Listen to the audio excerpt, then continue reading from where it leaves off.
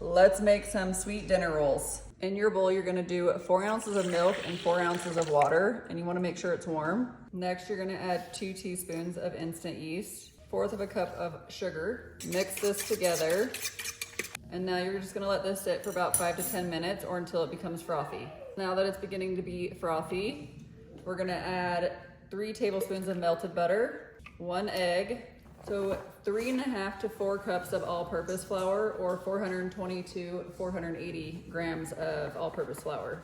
I just prefer to measure my flour always. And I'm just gonna start off with like 430. 1 teaspoon of salt. And then go ahead and start mixing. So I'm not gonna add any more flour. Now that this is starting to form a ball, I'm gonna let this knead for about 8 to 10 minutes.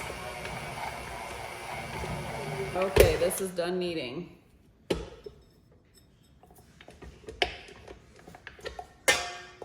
So I'm just gonna take my dough and roll it into a ball, or take my dough and form it into a ball. Spray my bowl with some olive oil. Place your dough back in your bowl. Cover and let it rest for 1 to 2 hours or until it doubles in size. It will depend on the temperature of your house. This dough is done proofing, so now we are going to divide this into 12 pieces. First, go ahead and get you a casserole dish and spray it with some olive oil or nonstick cooking spray. Set that aside. I'm gonna go ahead and get my dough out on the countertop. And you can measure these to make them equal, or you can eyeball it.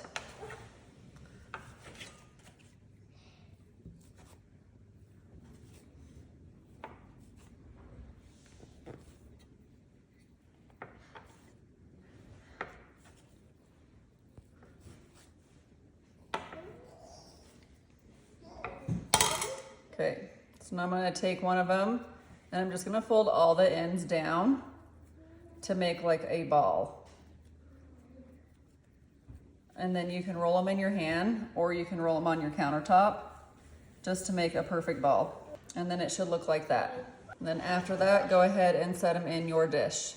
And you are going to repeat this for all 12 of your pieces.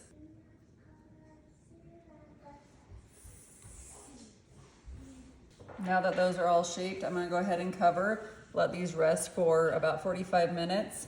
Here in about 30 minutes, I'm gonna preheat my oven to 375 degrees Fahrenheit. Now that they're done with the second rise, we're just gonna brush them with some butter.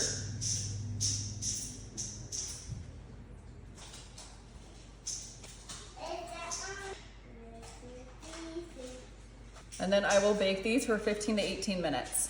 And there we go, perfect.